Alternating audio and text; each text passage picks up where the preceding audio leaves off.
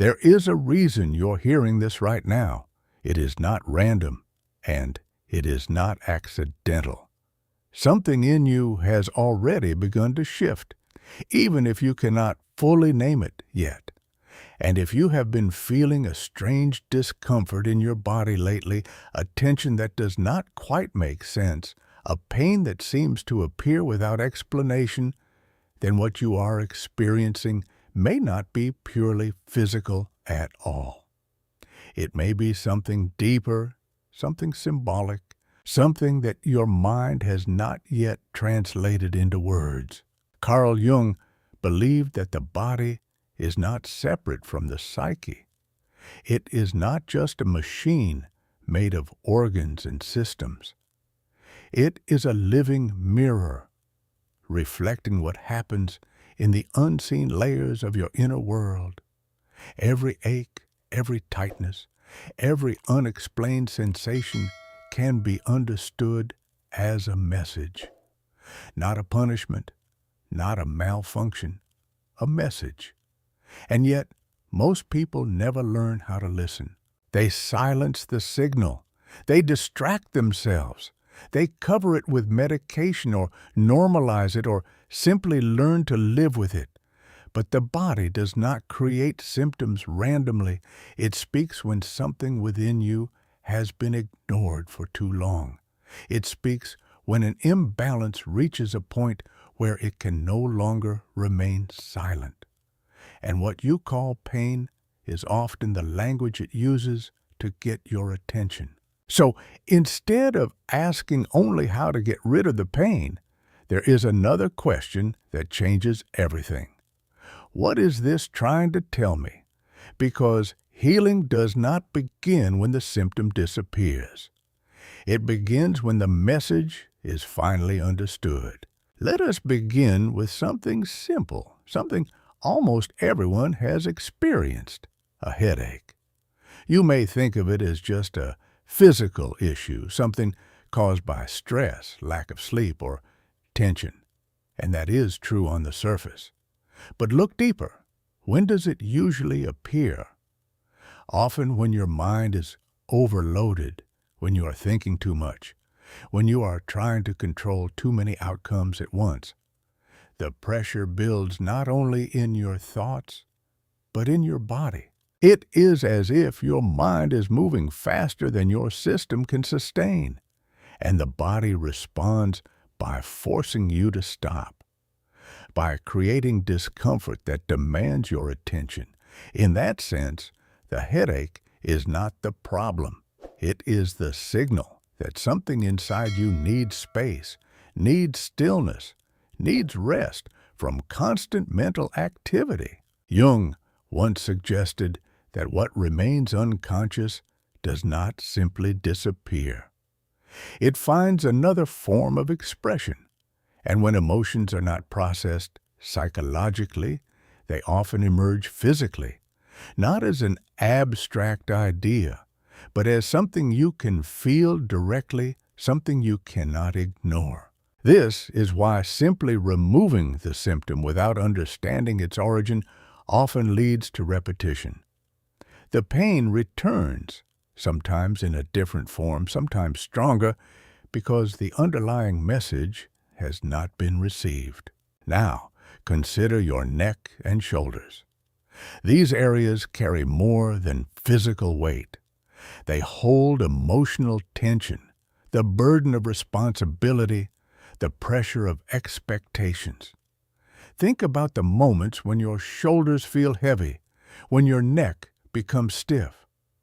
Often, it is not because of what you are physically doing, but because of what you are mentally and emotionally holding on to. When you feel stuck in life, unable to move forward or change something important, that tension often accumulates there. It reflects rigidity, not only in your muscles, but in your perspective. A resistance to letting go, a need to control outcomes that are beyond your control. And the shoulders, perhaps even more than the neck, speak of burden. They speak of everything you're carrying for others. the roles you have taken on, the expectations you have internalized, the belief that you must be the strong one, the one who holds everything together. But there is a question hidden in that tension. Who is holding you? Many people grow up believing that strength means independence, that asking for help is weakness, that they must carry everything alone. But the body does not agree with that belief. It resists it. It tightens under the weight of it. Sometimes the pain in your shoulders is not asking you to become stronger. It is asking you to put something down. And if you pause for a moment, if you close your eyes and imagine setting that weight aside, even briefly, you may notice something subtle, a sense of lightness, a small release, a reminder that not everything you carry actually belongs to you. Now, shift your attention to your arms and your hands. These are the parts of your body that reach into the world. They represent action, connection, giving, and receiving. And when there is discomfort here, it often reflects an imbalance in that exchange. Some people give constantly. They offer support, attention, care without hesitation. But when it is their turn to receive, something blocks them. They feel uncomfortable, undeserving, even guilty. And over time, that imbalance creates tension. Pain in the arms can be a quiet signal that you have been extending yourself too far without allowing anything to return. That your energy has been flowing outward, but not inward. And the hands, perhaps even more symbolically, relate to holding and releasing. What are you gripping too tightly? A relationship, a role, an expectation, an identity you have outgrown. Holding on creates tension, not only emotionally but physically, because life itself is movement. It flows. And when you resist that flow, when you try to freeze something in place, your body reflects that resistance. There is a simple awareness practice you can try. Open your hands slowly, then close them again. As you open, imagine letting go of what no longer serves you. As you close, imagine allowing something new to enter your life. It may seem small, but it shifts something internally. It reminds you that you're not meant to cling to everything. Some things are meant to pass through you. Now, let us move to the chest, one of the most emotionally significant areas of the body. This is where you breathe. This is where your heart beats. And it is also where many unprocessed emotions are held. When the chest feels tight, restricted, or heavy, it is rarely just a physical issue. It often points to something that has not been fully felt. Grief that has not been expressed. Pain that has not been acknowledged. Loss that has not been integrated. Many people continue living while carrying something unresolved in this space. They function, they smile, they appear fine. But internally, there is pressure, a weight that has not been released. And the more it is suppressed, the more it shows up in shallow breathing, in anxiety, in a sense of disconnection from oneself and others. Jung emphasized that healing does not come from avoiding or rejecting these emotions. It comes from integrating them, from allowing them to exist in awareness without judgment. So when you feel that tightness in your chest, instead of immediately trying to push it away, there is another approach. You can bring your attention to it. Place your hand over that area. Breathe slowly and ask yourself a simple question. What am I holding here that I have not allowed myself to feel? The answer may not come immediately, but the act of asking begins a process. It opens a door because your body already knows.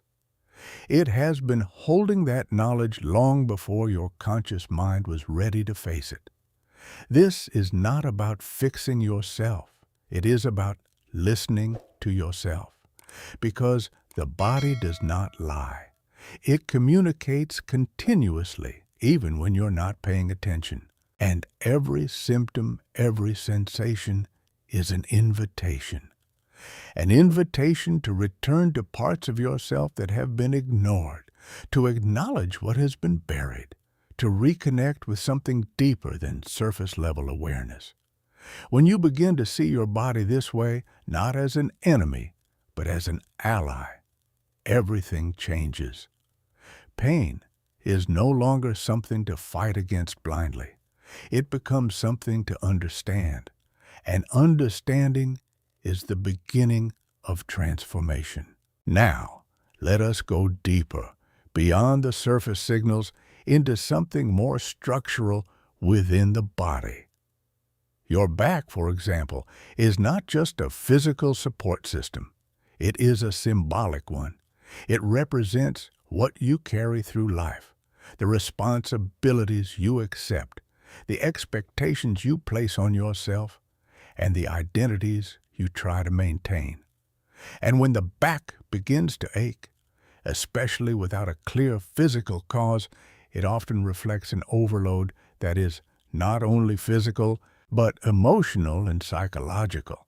The upper back tends to hold the weight of what you believe you must be for others, the roles you perform, the image you maintain, the version of yourself you think is required to be accepted.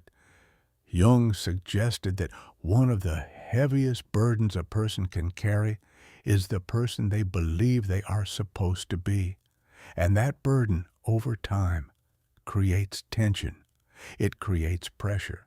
It creates fatigue that no amount of rest can fully resolve, because the exhaustion is not only in the body, but in the identity you're trying to sustain. The lower back, on the other hand, often relates to something more primal.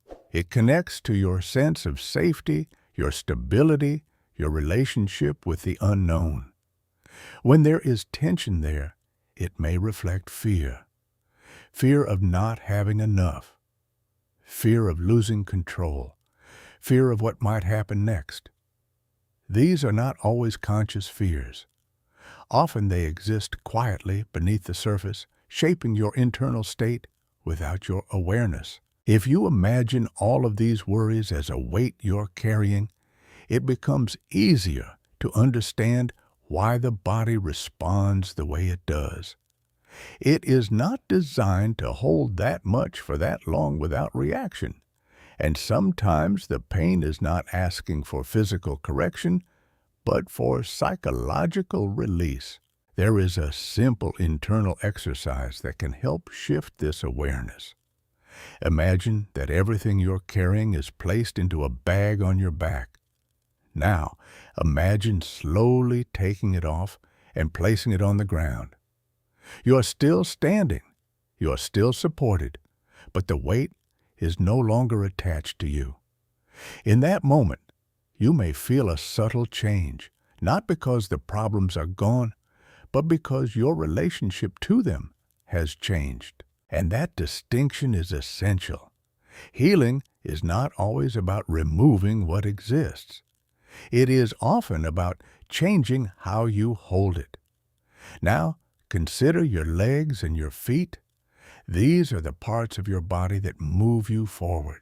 They represent direction, momentum, the ability to act, to choose, to step into something new. When there is heaviness, fatigue, or discomfort in the legs, it often reflects resistance.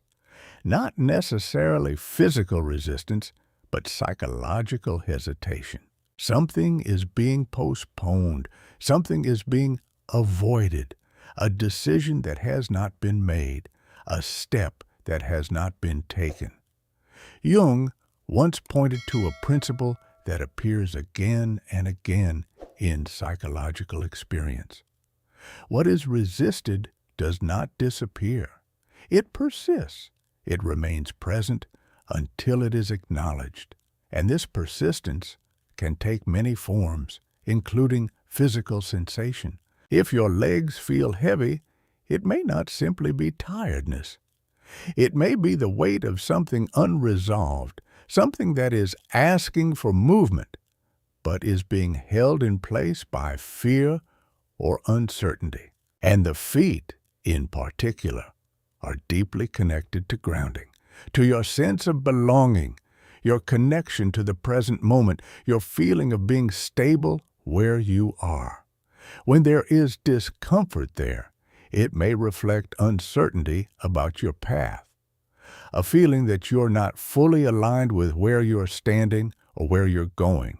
Sometimes the solution is not to force movement, but to reconnect with the present, to feel where you are before trying to go somewhere else.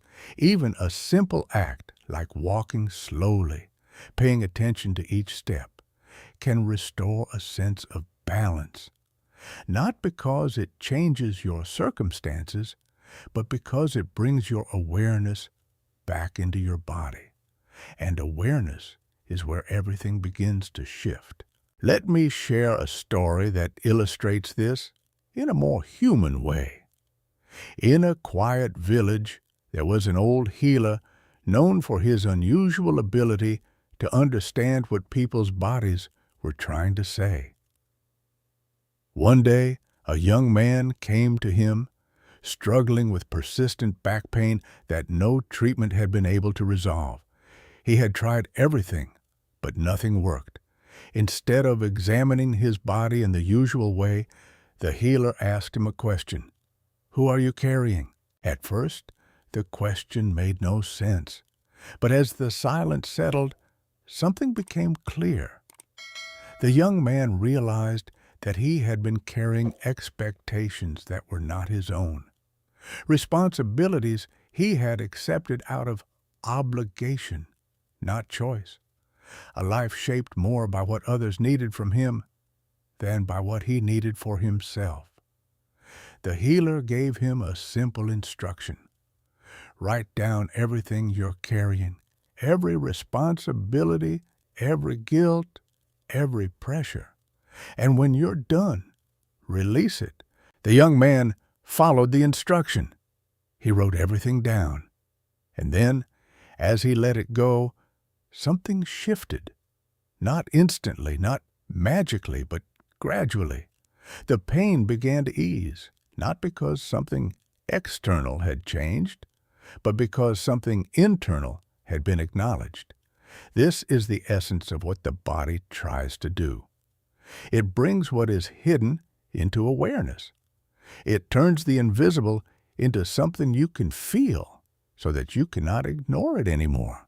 Pain, in this sense, is not the enemy. It is a form of communication, a signal that something within you is asking to be seen.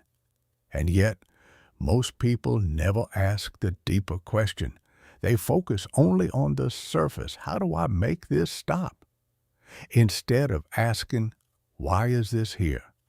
Because the truth is, behind every persistent discomfort, there is often something unprocessed, an emotion that has not been felt, a truth that has not been faced, a part of yourself that has been pushed aside. And until that part is acknowledged, the signal continues. Jung expressed this idea in a way that is both simple and profound. What is not brought into consciousness will shape your life, and you will experience it as something external, as something that just happens to you. But in reality, it originates within. So when your body speaks, it is not random. It is specific. It is precise. It is pointing you toward something that matters. And the first step is not to fix it. It is to listen. Take a moment now, even as you hear this. Close your eyes if you can. Bring your attention inward. Notice where you feel tension, discomfort, or pressure. Do not analyze it. Just notice it. And then ask yourself honestly and without judgment, What am I not allowing myself to feel? The answer may be uncomfortable. It may be something you have been avoiding. It may be something you thought you had already moved past. But the body remembers what the mind tries to forget. Maybe it is grief that was never expressed. Maybe it is anger that was never acknowledged. Maybe it is fear that was never spoken. Or maybe it is a mixture of all of these layered over time. Healing begins the moment you stop turning away from these experiences, not by forcing them, but by allowing them, by creating space for them to exist without resistance. This does not mean that everything resolves instantly. It does not mean the pain disappears overnight, but it changes the direction of your relationship with yourself. Instead of fighting your body, you begin to work with it. Instead of silencing it, you begin to understand it. And in that understanding, something opens, a different kind of awareness, a deeper connection to yourself. Because your body is not separate from you. It is part of the same system. It is part of the same intelligence. It is constantly communicating even when you're not consciously listening. Every symptom is a message. Every sensation is a signal. Every discomfort is an invitation to return to yourself. So the next time you feel pain, do not immediately push it away. Pause, breathe, listen, because what you are feeling may not just be physical. It may be something within you, finally asking to be heard. And when you begin to listen, truly listen, you may discover something unexpected, that what you thought was only suffering was also guidance, and that your body, in its own quiet way, has been trying to lead you back to yourself all along.